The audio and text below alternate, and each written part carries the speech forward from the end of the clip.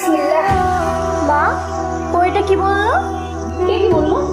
খাবার শুরু করার আগে বিসমিল্লাহ বলতে হয়, এটা নিয়ম। কই, কখনো তো তোমার অথবা মায়ের মুখ থেকে এই কথা শুনিনি। দেখলাম ভাইয়া আর চাচ্চু মিনারা নামাজ পড়ছে, চলো তুমি আর আমিও পড়ি। নামাজ পড়তে গেলে নামাজের কিছু নিয়ম কানুন, কিছু আরবি জানতে হয়, আরবি সূরা জানতে হয়, ওগুলো তো নামাজের মধ্যে পড়তে হবে। মা, ওগুলো তোমাকে জানতে হবে। কেন তুমি পারো না? আমি পারি তো, আমি পারবো না কেন? তোমাকে আর মাকে তো কখনো নামাজ পড়তে দেখলাম না। কি দেখি আমি নামাজ পড়বো? আর তোমার বাবা নামাজ পড়ে না কে বলেছে?